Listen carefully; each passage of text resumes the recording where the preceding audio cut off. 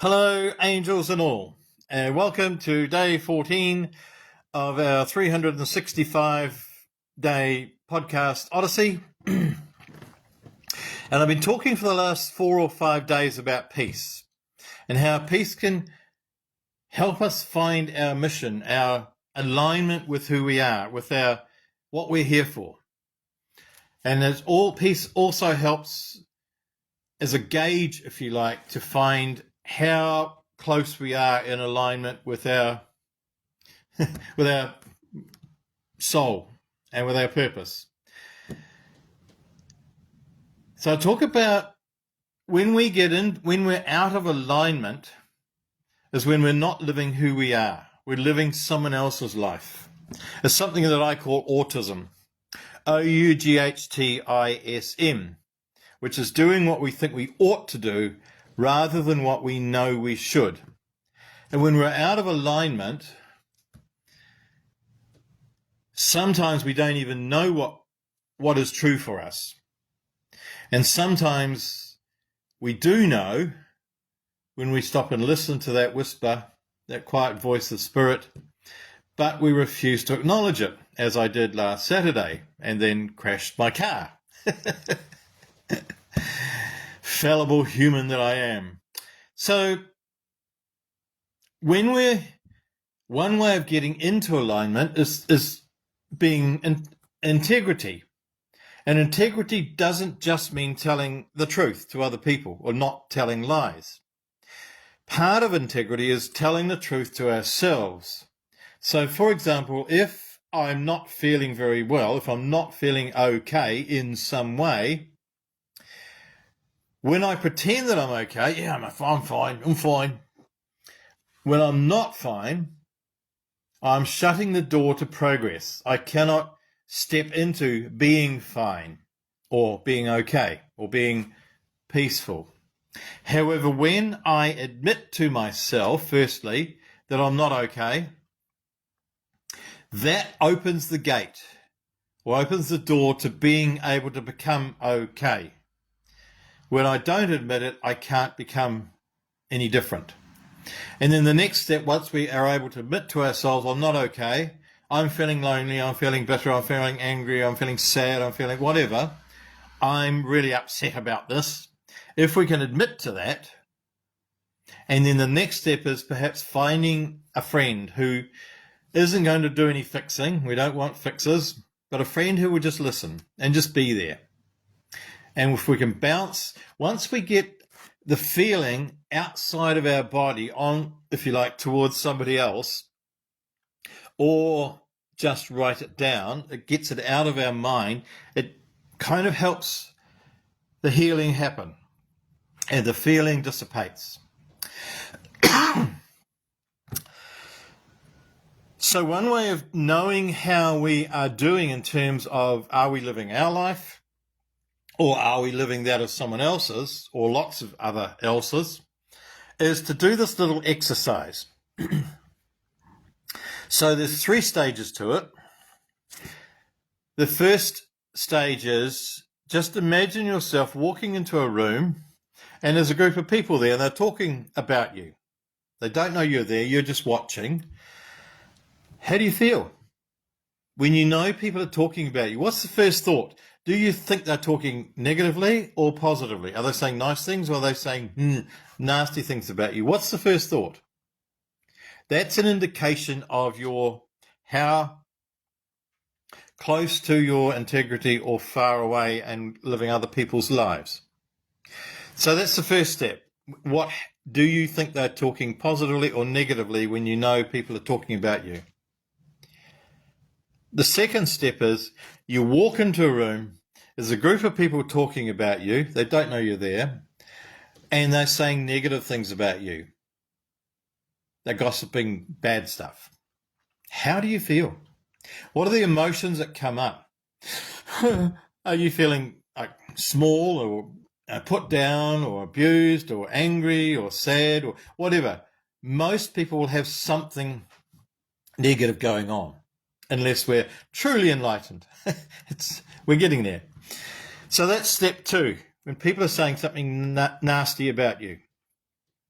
The third step is you walk into a room, there's a group of people talking about you, they don't realize you're there, and they carry on talking, and they're saying really nice things about you. They're admiration, and you're an inspiration, and you're handsome and beautiful, and whatever.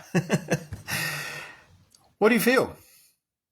It's very hard not to feel some sort of nice thing, joy and happiness and great gratitude or whatever. But just acknowledge the feeling that you have. We don't have to analyze anything. We're just acknowledging what feeling we have. So first step, when they're just talking, do we go think they're saying negative or do we think they're saying positive? The second step, what are the feelings that would come up? Just name them. Don't analyze, because analyzing, analyzing, seeing through things shittily.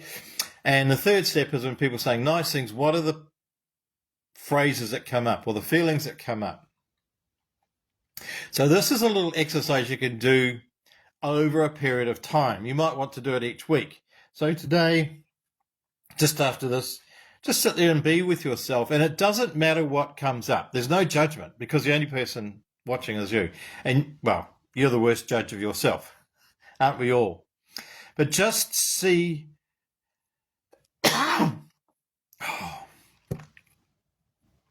See what comes up and just notice it and kind of take a note of it. You might have a pad beside you and write, stage 1, I felt negative.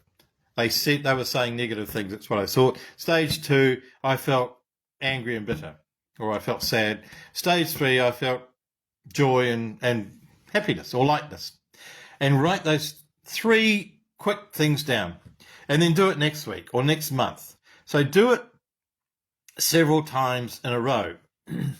Space yourself and just see how you are progressing.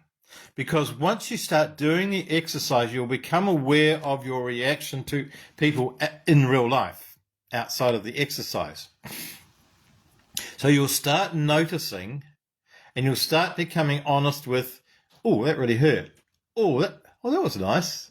And we'll start noticing our thoughts coming up.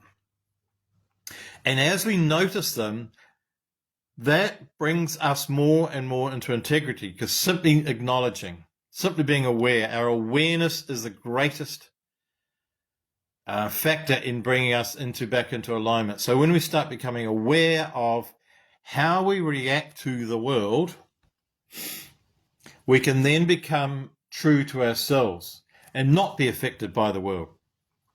And when we can let that stuff go, the oughtism go, we can then step into doing and saying and feeling exactly as we wish to feel. And that's, in a sense, as they say, was it? Follow your bliss. That's another way of saying follow your bliss. But we don't know what our bliss is when we're living other people's lives. But when we step into our own life, we can then be really clear about what our bliss is. And as per yesterday's podcast, we can learn to say no in an unemotional way, in a healthy, honest way. And people will see our honesty. And the Course in Miracles says that all grievances are equal. So it doesn't matter if we're worrying about world wars or a pimple on our chin or our neighbour being nasty or whatever the apparent size of the problem, our ability to deal with it and forgive it and allow it to rest and then allow us to settle back into the integrity with which we are takes exactly the same amount of time, the same amount of effort. So forgiving ourselves for a lost relationship takes just as much effort as forgiving ourselves for losing $10 somewhere. There are no sizes, according to the Course in Miracles. So when we're letting ourselves back into alignment, the size of the thing that's out of alignment does not matter. They all coming back into alignment with the same amount of effort and with the same amount of time.